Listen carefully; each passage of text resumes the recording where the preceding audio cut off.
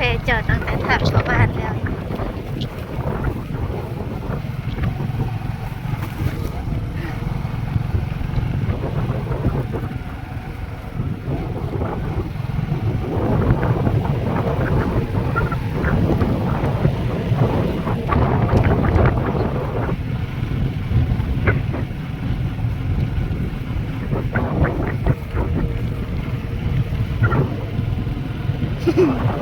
เห็นหัวเห็นรถนี่10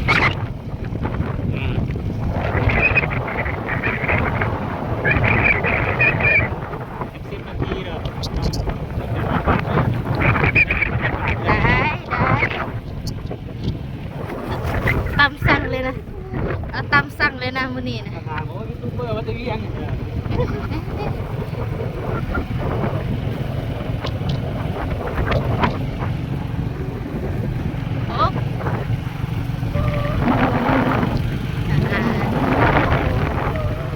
การเขียดแถวนี้มาเล่นการเขียดมันตกแห้งเลยมันตกแห้งบ่มีสักตกแห้งมันบ่อได้เขียดตกน้ำไหลนี่มันออกเขียดออกเต็มเขียดมือออกต้นกระยากมันเงียบ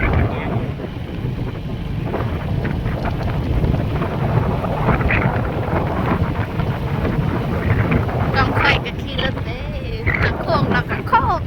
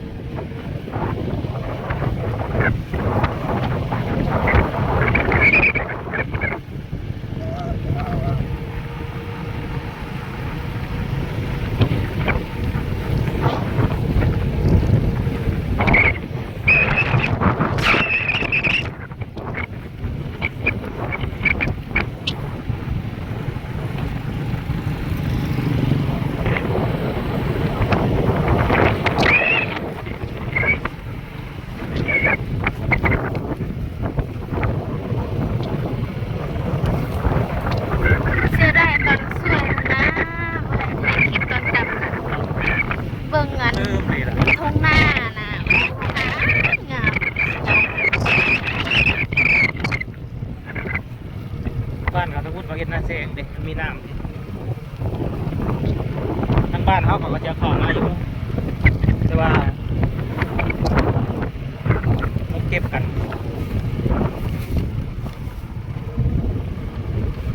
ต้องบ่เมื่อยแขนเหรอไป มากมือกล้องนี่ เพื่อสามีฉันทำได้ค่ะ ฉันจะต้องเก็บเงิน เพื่อไปแต่งสามีค่ะ ต้องใช้เนื้อหมูประมาณ50ตาราง เดือน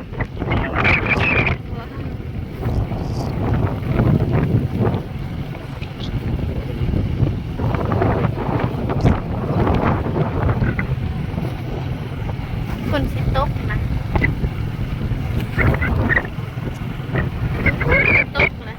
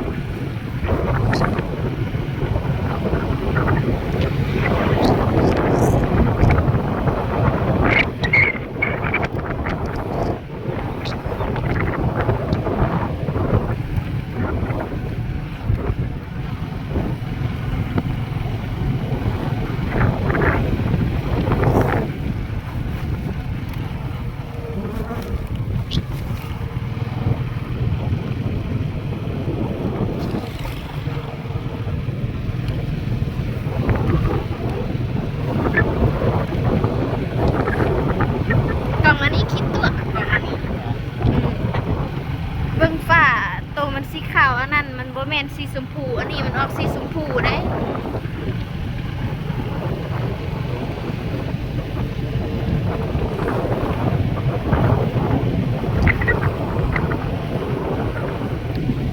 โอ้มือกล้องวัด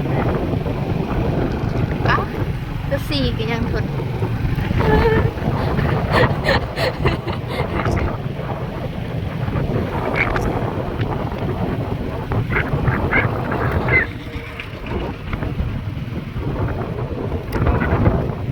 บ่แล้วจำเมือนแล้วล่ะ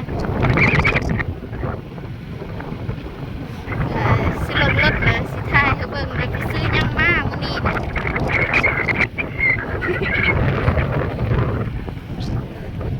น้อยสุดเลยจะเห็นข่อยแบบนี้นะนี่บ่แม่นบ้านข่อยซื้อแท้มันข่อยนึงจับกล่องเฉยอันนี้เขาบ่ได้เห็นข่อยตลอดเด้เขาเห็นข่อยแต่มือ1 2มือเด้เขาบ่เห็นคนทางเด้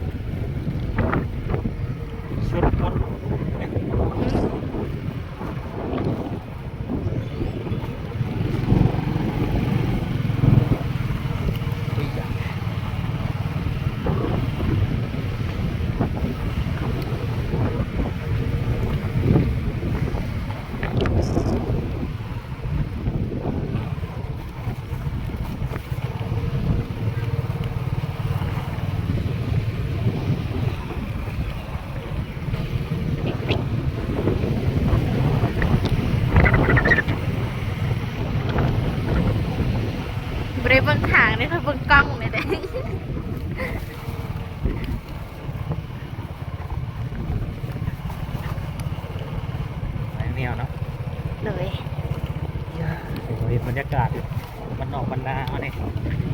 เต็มแล้วพี่น้องเลยมันนอกบรรณาครับทางเข้าบ้านเพื่อน เบิ่งวัดแต่ ตรงไหนตรงหน้าเลย โอ้ยงามเลย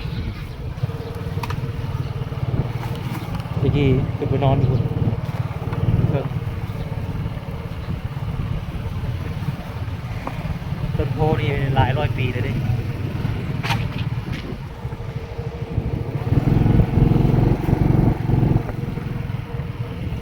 อันนี้เป็นตากล้องพอกระเทินอันนี้ ตากล้องจำเป็น ฮะ ตากล้องจำเป็นเนี่ย ตากล้องยำจำเป็นบ่จำเป็นก็บ่ได้แล้ว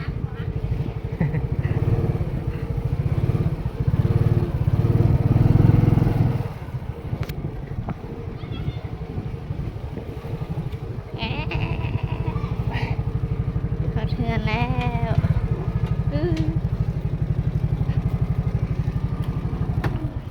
สิเบิ่ง ถ่าย จอ ให้แม่นิดนี่เอาเพื่อนนะชื่อ ซื้อหยังมาให้เบิ่งดูดู ชื่อหมกมูชื่อปลา